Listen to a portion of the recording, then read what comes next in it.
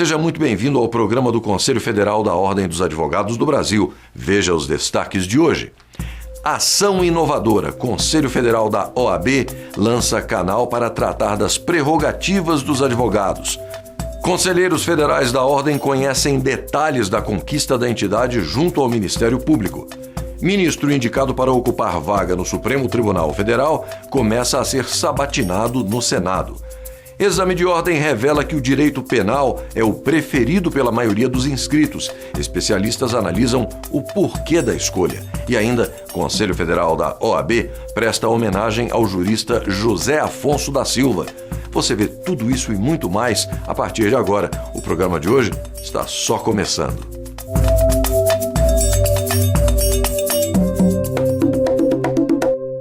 O Conselho Federal da Ordem dos Advogados do Brasil está levando para a internet e as redes sociais uma ação inovadora no âmbito da entidade para abordar questões relativas às prerrogativas profissionais dos advogados.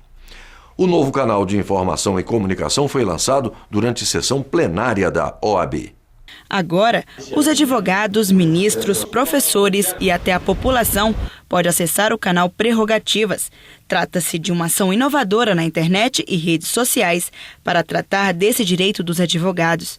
A página destaca as melhores práticas em defesa das prerrogativas e no atendimento aos advogados nas seccionais e subseções da OAB em todo o Brasil. O objetivo é fazer com que esse canal não se torne exclusivamente uma geração de conteúdos unilateral a partir do próprio Conselho Federal, mas sim trazer casos, personagens, registros, fatos que possam surgir a partir dos diversos rincões do Brasil para poder fazer, através da mídia digital, a sua ampla divulgação, não só do fato, mas também da ação efetiva que a OAB teve para solucionar a questão. Segundo o presidente do Conselho Federal da OAB, um dos principais objetivos é estimular com ideias, recursos de ajuda e informações. Mas para isso, é preciso o engajamento e a colaboração de todas as seccionais e subseções da Ordem. Por que a palavra canal? Quero explicar para os senhores isso. Nós, inicialmente, pensamos em fazer campanha. Mas campanha tem o sentido de provisoriedade. Não remete a uma política perene, uma política permanente da nossa entidade. E as prerrogativas profissionais, que tanto debatemos em todas as eleições, no dia a dia das gestões da nossa entidade, precisam não só do discurso, mas também de ações efetivas que possam viabilizar, sobretudo, a conscientização a respeito desse direito.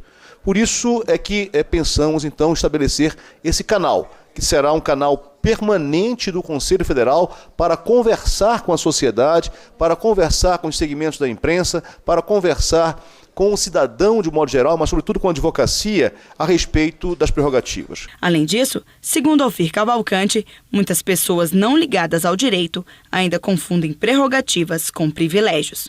O primeiro defensor das prerrogativas, não tenho dúvida nenhuma, que é o advogado. E ele precisa ter conhecimento e consciência do seu direito. E da repercussão que isso tem no dia a dia. Portanto, o objetivo, primeiro, é conscientizar o advogado a respeito desse direito. E, segundo, conscientizar a sociedade a respeito de que esse é um direito dela, a sociedade, de ser bem defendida, com liberdade, com autonomia, por um advogado, para que ele possa fazer valer o princípio da ampla defesa, a partir do conceito maior de que não há democracia, não há justiça sem a ampla defesa, sem um devido processo legal, e para isso o advogado precisa estar devidamente protegido. Os conselheiros que participaram do pleno apoiaram a iniciativa por considerá-la importante e uma boa forma de divulgar ainda mais o tema. Isso é digno de louvor, porque essas ferramentas estão aí e não podem ser esquecidas. Dar os parabéns aos Alexandres, em especial meu amigo ateniense, que bom te ver aqui novamente no Conselho, e dizer que já estou seguindo e já tuitei pedindo aos meus seguidores que sigam, porque a prerrogativa do advogado é garantia do cidadão. Estamos utilizando uma ferramenta na informática para garantir a prerrogativa do advogado. Isso é digno de louvor, porque essas ferramentas estão aí e não podem ser esquecidas. não é um assunto para advogados, prerrogativas, é um assunto para o cidadão.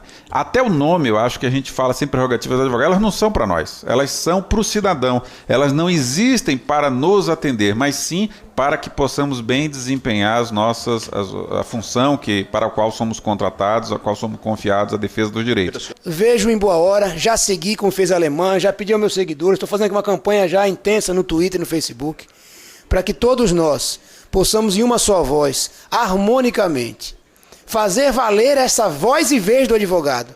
Porque com certeza, senhor presidente e senhores conselheiros, a prerrogativa é a Ordem dos Advogados do Brasil. A prerrogativa tem que ter essa voz e tem que ter esse espaço. Eu queria chamar a atenção também para a importância desse projeto para a jovem advocacia e a possibilidade de que tenha os jovens advogados que utilizam muito bem essas ferramentas se aproximarem da OAB e com isso, então, a OAB dar aquele respaldo que todos se queixam, que a OAB nunca está atuante, mas que com essa formatação se demonstrará a atuação do Conselho Federal. Parabéns, presidente. E aos diretores todos. Agora sim, nós temos uma ferramenta eficaz, moderna, e com isso o Conselho Federal dá mais um passo no caminho da modernidade.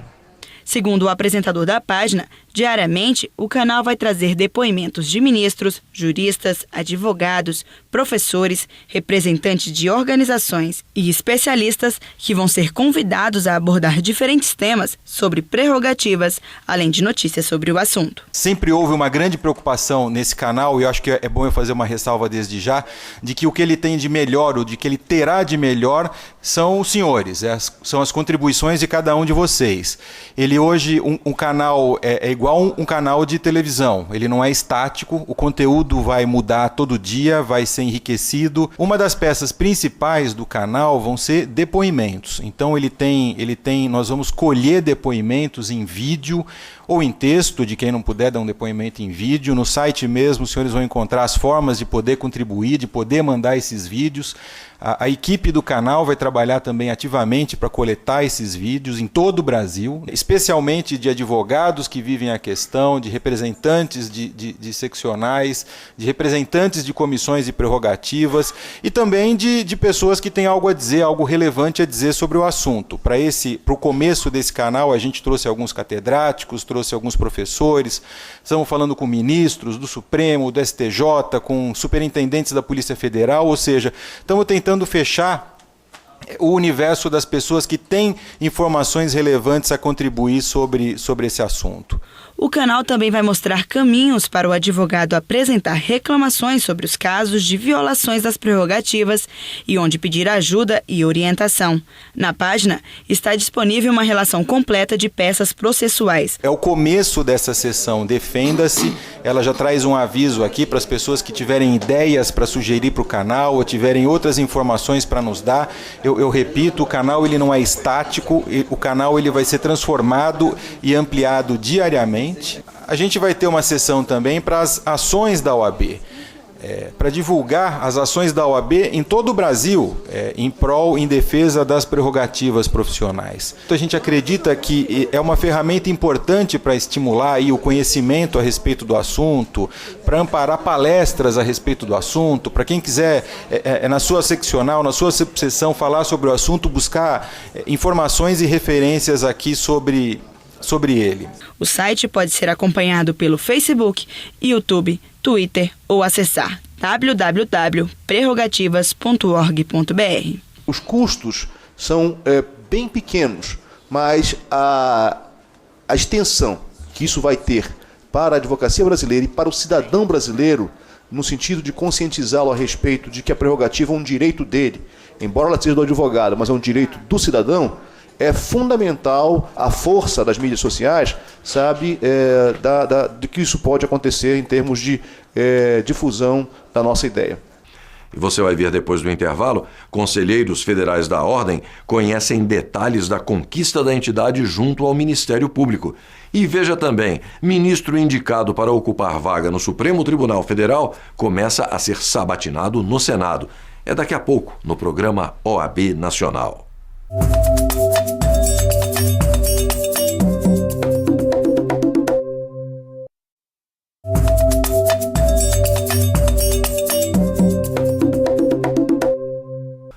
conselheiros federais da OAB conheceram detalhes da resolução aprovada pelo Conselho Nacional do Ministério Público, que determina o atendimento de advogados independente de horário marcado.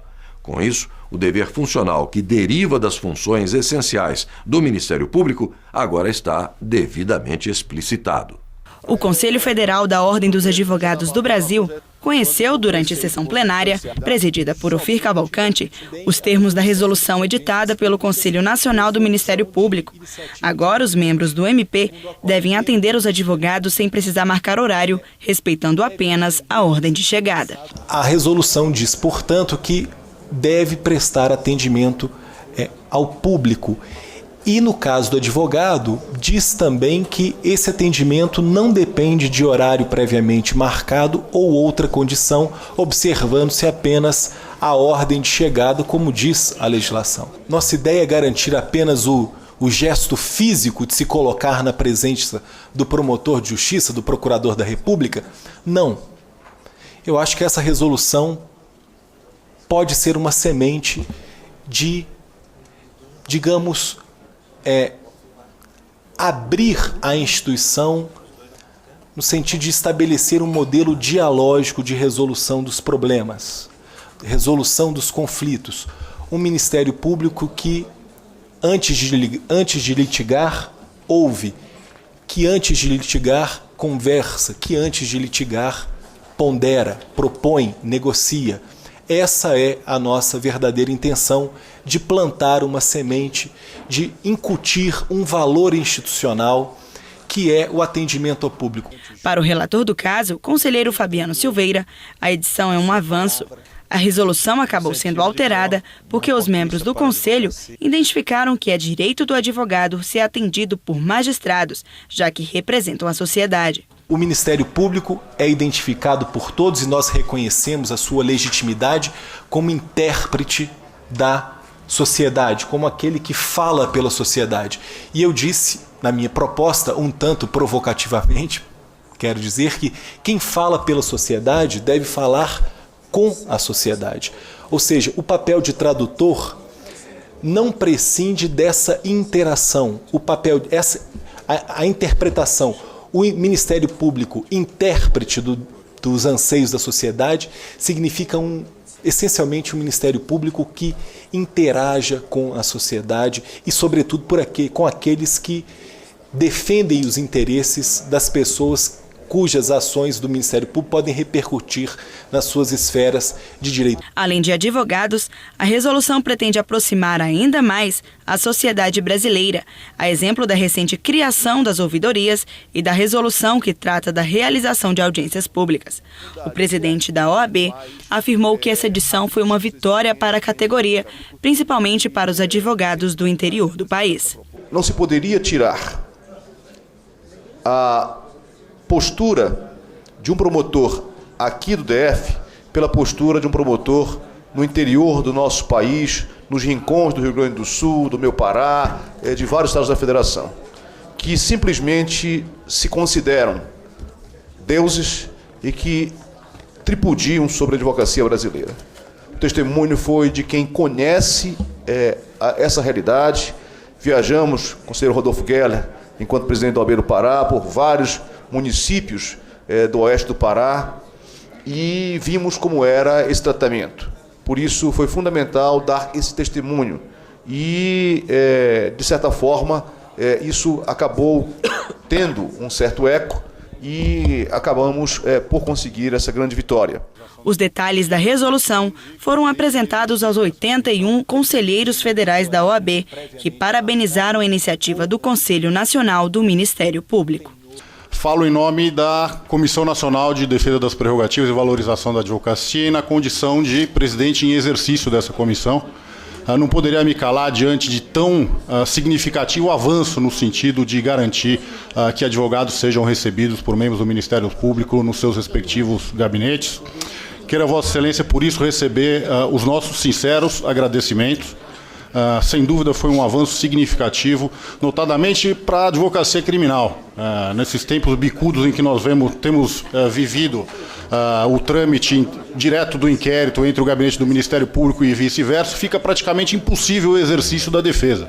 De modo que essa resolução vem de encontro a este estado de coisas, no sentido de garantir efetividade não só ao exercício da advocacia, mas ao livre exercício da defesa. Agora temos um instrumento normativo para reclamar contra qualquer promotor ou procurador da República que não dê acesso ao advogado que não marcar audiência. Até então havia um vácuo normativo, o que daria em seja uma interpretação, ora favorável a uma punição, ora não a um membro do Ministério Público. Agora, com a regra, havendo descumprimento, temos a condição de reclamar contra quem não cumprir este provimento, esta resolução. É um trabalho que reverte em favor da advocacia brasileira, que terá a sua dignidade profissional respeitada, as prerrogativas profissionais de ser atendida e de levar a sua reivindicação para que seja analisada pelo membro do Ministério Público, no relaxamento de prisão, enfim, no habeas corpus,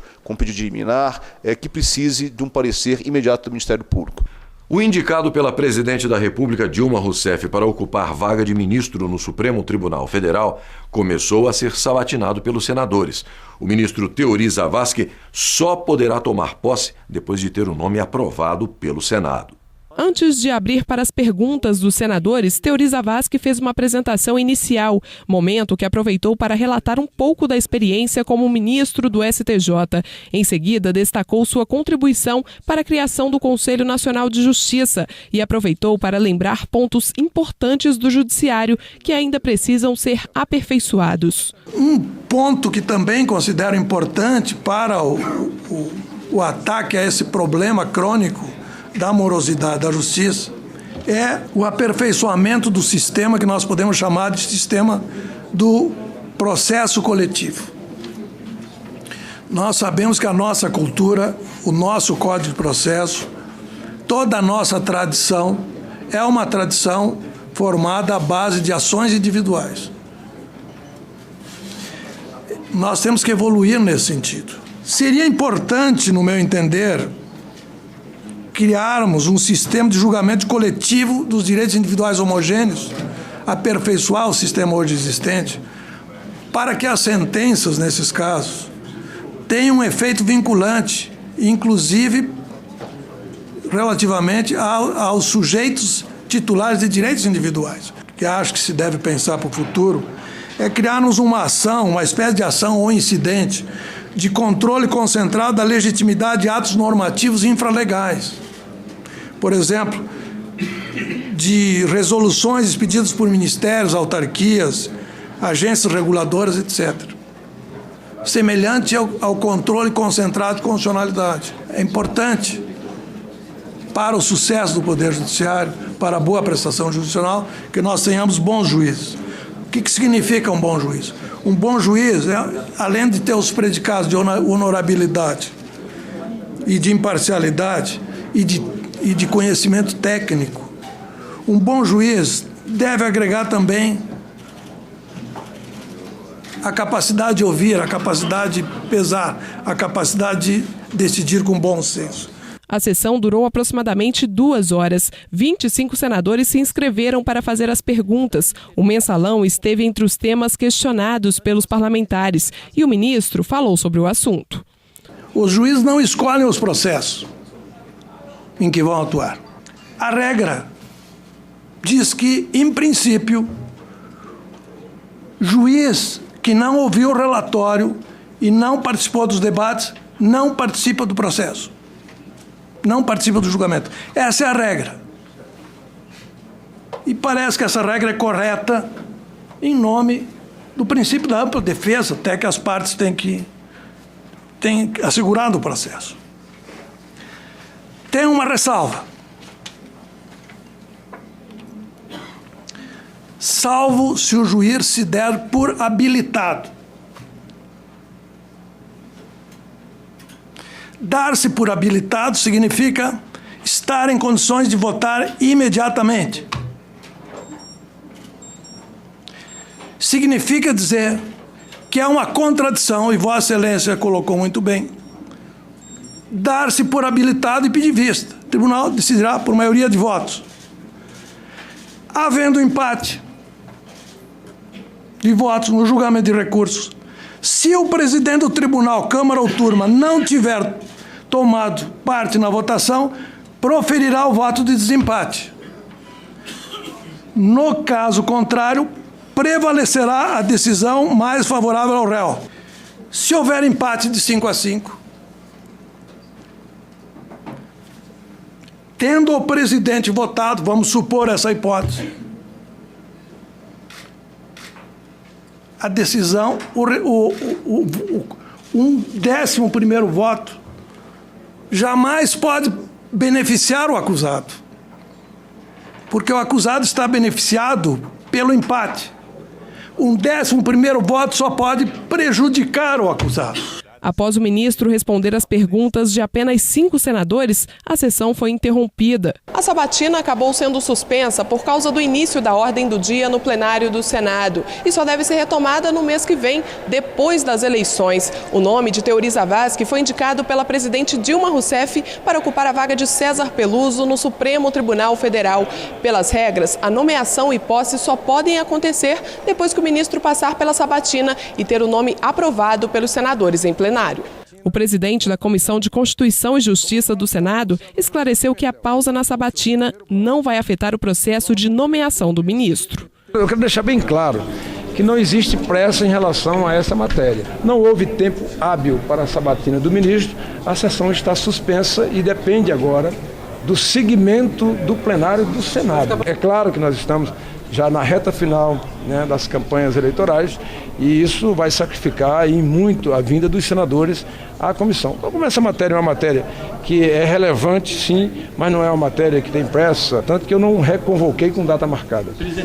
No momento oportuno, nós fazemos a continuidade da sabatina do ministro Teori. Atualmente, Teori Zavascki, de 64 anos, é ministro do Superior Tribunal de Justiça. Ele é mestre e doutor em Direito Processual Civil. Antes de ir para o STJ em 2003, Zavascki foi advogado do Banco Central, superintendente jurídico do Banco Meridional do Brasil e integrou ainda o Tribunal Regional Federal da 4ª Região e o TRE do Rio Grande do Sul.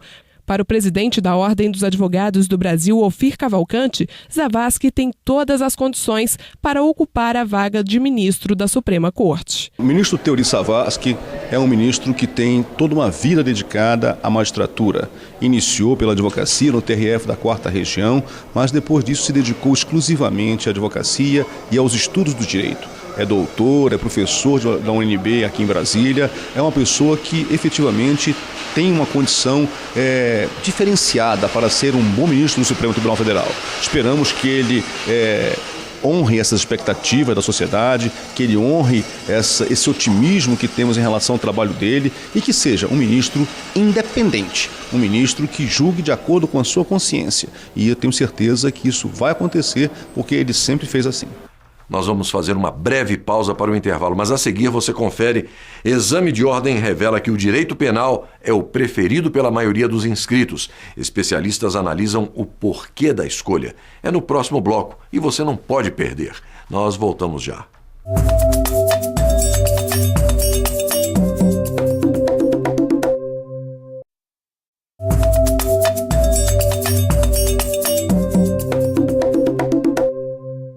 Sonhar com um futuro profissional em determinada área é comum entre os universitários e isso não é diferente entre os estudantes de direito.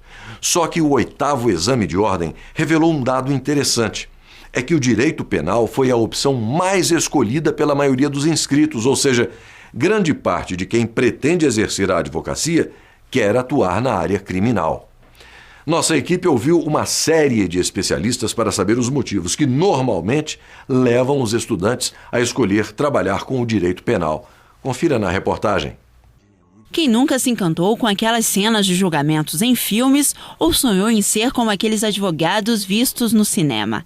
Será que é daí que nasce a vontade de ser advogado e optar por direito penal? A área penal é sempre aquela que chama a maior atenção dos alunos. É sempre a que desperta a maior atenção dos alunos desde o começo da faculdade.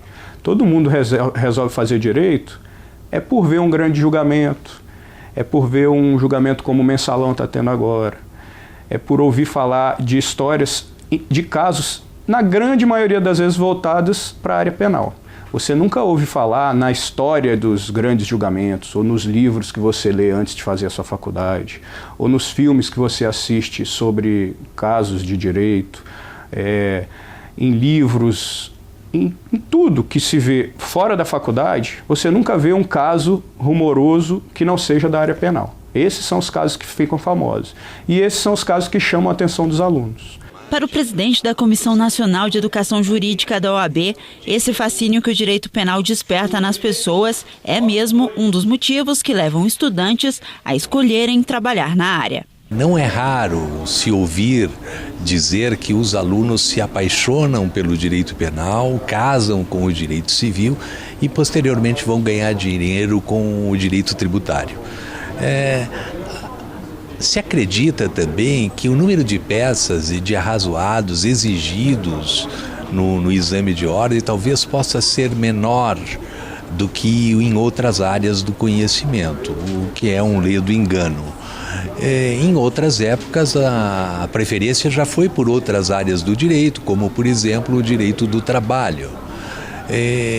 No direito penal, há uma mística provocada pelos próprios, digamos assim, estudantes com relação à sistemática processual, o tribunal do júri, os filmes, a mobilização nacional em torno de alguns processos e que efetivamente fazem com que haja essa preferência pelo direito penal.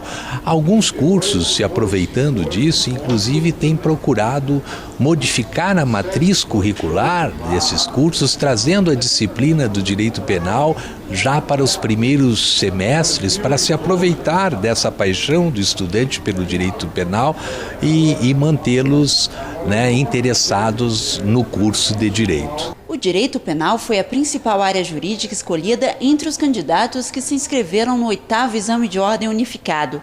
Dos quase 118 mil inscritos, cerca de 34 mil optaram em fazer a prova prática em direito penal, o que corresponde a 28,47% do total. Alguns estudantes veem a oportunidade de atuar em direito penal como uma chance de fazer justiça.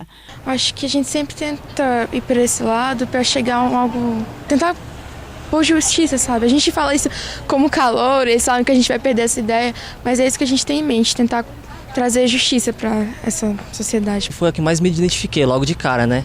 Civil não me dou muito bem, digamos assim, foi bem direito penal mesmo, que eu já escolhi logo no começo do curso. Foi a que mais me identifico mesmo. Que é a matéria que eu mais tiro nota boa, a matéria interessante, é a que eu mais gosto.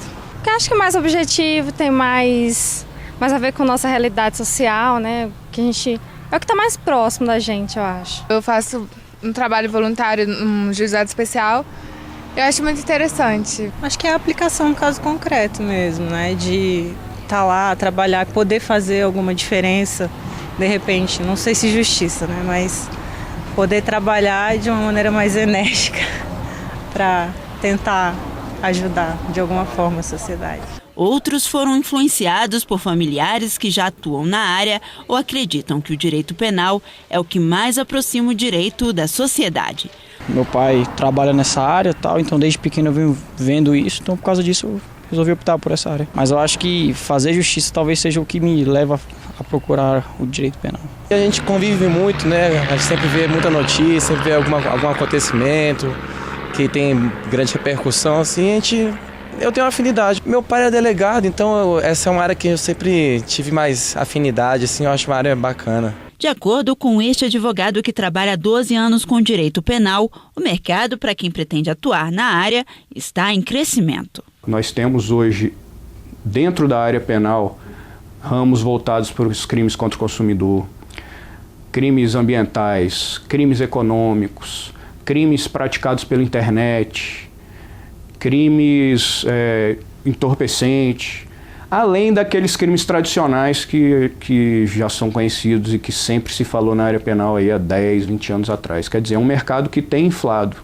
E isso desperta o interesse também. Esse é o lado bom da área penal. Para o presidente da Comissão Nacional do Exame de Ordem, alguns estudantes escolhem fazer a prova prática em direito penal por acreditarem que é mais fácil. Alguns fatores influenciam nessa escolha, como por exemplo o programa de direito penal, não só pelo próprio programa, mas pela possibilidade da feitura das peças processuais, elas se apresentam em um número menor do que na área civil, por exemplo, do que o direito civil e processual civil. Então isso enseja uma facilidade maior para acertar e realizar com êxito as provas subjetivas. De acordo com um membro da Ordem dos Advogados do Brasil, o número de estudantes que escolhem fazer a prova prática em direito penal é desproporcional à quantidade de profissionais atuantes no mercado. Toda vez que a gente fala um pouco de direito penal, ele vem aquele fascínio do tribunal do júri, né? É uma coisa que realmente fascina. Mas se você buscar comparar este fascínio com o exercício da profissão efetiva, você vai ver que o número de pessoas que se dedicam exclusivamente a direito penal é desproporcional para a escolha que hoje se faz. Espero que isso seja uma realidade, né, que esteja ganhando outros contornos, né? E amanhã, quem sabe, a gente vai ver no dia a dia forense um número bem maior de advogados penais, mas mais do que isso, o maior número de penalistas, pretendemos ver maior número de penalistas com qualificação, por isso o exame de ordem. De acordo com os especialistas, o profissional que optar por essa área precisa se dedicar e se preparar para os desafios da profissão. Ele não pode ter medo, a primeira coisa é ele ser corajoso, é ele saber, obviamente de uma forma respeitosa, mas ele saber enfrentar um delegado, um promotor, um juiz. Ele tem que ter preparo para isso, ele tem que ter ética, ele tem que sempre atuar de forma ética, mas ele tem que sempre atuar de forma incisiva e estar sempre bem preparado. Ele tem que saber os direitos que ele tem e os deveres que ele tem dentro dos limites éticos da profissão, mas ele tem que sempre saber se impor, principalmente na área penal. Por quê? Porque na área penal, os advogados constantemente são confundidos com os clientes. Isso é até triste de se falar, mas acontece. Então você chega numa delegacia, em qualquer lugar, foi lá dar aquele auxílio inicial ao seu cliente que está sendo acusado de um crime horrível. Imagine aí o crime que você quiser. O delegado naturalmente vai te tratar mal porque você está ali para defender aquela pessoa. Então isso é uma coisa que o advogado criminal passa muito. O indivíduo precisa primeiro dominar o conhecimento da atividade que se propõe a abraçar. Obviamente, se optar pelo direito penal, ele vai ter que desenvolver alguns conhecimentos específicos, além, obviamente, de uma boa oratória, né, de um contato e de uma identidade que a oratória lhe permite, notadamente aqueles que optarem pelo tribunal do júri, pelas defesas perante o tribunal do júri, mas notadamente em qualquer área que o futuro profissional optar, ele deve, sobretudo, dominar o conhecimento desta atividade. Daqui a pouco, depois do intervalo, o Conselho Federal da OAB presta homenagem ao jurista José Afonso da Silva.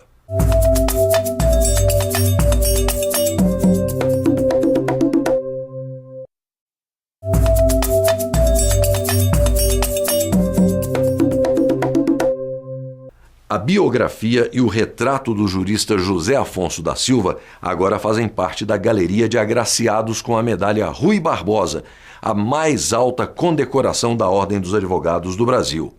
A homenagem aconteceu na sede da OAB Nacional, em Brasília. A homenagem foi conduzida pelo presidente do Conselho Federal da Ordem dos Advogados do Brasil. Ao relembrar a história de José Afonso na advocacia, Ofir Cavalcante Júnior destacou que, desde 1989, o jurista participa de todas as composições da Comissão Nacional de Estudos Constitucionais da OAB. O professor José Afonso da Silva é uma referência para todos nós, advogados, estudiosos do direito. É fundamental que pessoas como ele tenham reconhecida a sua importância. Ele já milita em nossa entidade desde 1989, quando, por coincidência, o presidente do Conselho Federal era meu pai, Ofir Cavalcante. De lá para cá, ele participou de todas as gestões, contribuindo com seu saber, contribuindo com os seus conhecimentos, com a sua humildade, mas sobretudo com a sua sensibilidade enquanto ser humano e enquanto jurista, para construir grandes teses que a Ordem dos Advogados do Brasil teve que abraçar na defesa da Constituição brasileira. O presidente nacional da Ordem instalou à mesa com a biografia o retrato do jurista José Afonso da Silva, medalha Rui Barbosa da OAB, no Centro Cultural Evandro Lins e Silva, na sede da entidade, em Brasília. Receber homenagem da instituição que se pertence é muito gratificante. O advogado que recebe das Ordens dos Advogados, do Conselho Federal, da Ordem dos Advogados, uma homenagem que é a maior também que ela presta, é emocionante por um lado, por outro lado é gratificante, porque nisso se tem algum reconhecimento de uma atuação que vem de longe. Em seu discurso, o professor e autor José Afonso da Silva relembrou os serviços prestados à causa do direito e da advocacia brasileira. Aos 87 anos de idade, o especialista em direito constitucional declarou que não abandonou a paixão pelo direito, mesmo depois de se aposentar como professor e procurador de Estado. Continuo a trabalhar com o direito. Tudo isso me leva a continuar a pesquisar, a escrever, a produzir na tentativa de contribuir para a ciência jurídica, especialmente a ciência constitucional do Brasil. Entre as diversas obras escritas pelo constitucionalista está a intitulada Curso de Direito Constitucional Positivo, considerado o mais completo e atualizado estudo sobre a Constituição de 1988. O experiente professor e autor deixou seu recado para quem deseja ingressar na carreira de direito. É preciso que aqueles que estão começando saibam que nada vem de graça, nada cai do céu. É preciso que trabalhe, se for advogado, preste serviço honestamente, corretamente, eticamente, porque se isso não for feito assim, nada que vai progredir em campo algum. E se quiser fazer uma carreira especial, juiz, promotor ou simplesmente advogado, em qualquer delas precisa trabalhar, pesquisar e se dedicar muito. A advocacia, o estudo do direito requer uma dedicação exclusiva e muito empenho para que se possa compreender o direito. Ninguém compreende todo o direito, compreende aspectos do direito fundamentais, especialmente os conceitos fundamentais, conceitos universais do direito. Se se conseguir dominar razoavelmente os conceitos fundamentais, ele já tem aí uma base fundamental para o exercício de qualquer profissão jurídica e até para se tornar um jurista, escrevendo livros e publicando trabalhos, contribuindo para o desenvolvimento da ciência jurídica. Também participaram da solenidade de homenagem a José Afonso diretores do Conselho Federal da Ordem, conselheiros federais, membros honorários vitalícios e presidentes de seccionais da OAB. A biografia e o retrato do jurista José Afonso da Silva agora fazem parte da galeria de agraciados com a medalha Rui Barbosa, a mais alta condecoração da Ordem dos Advogados do Brasil. A homenagem é justa, foi uma homenagem de todo o Conselho Federal ao conceder-lhe a mais alta comenda, a mais alta honraria da nossa entidade, que é a medalha Rui Barbosa.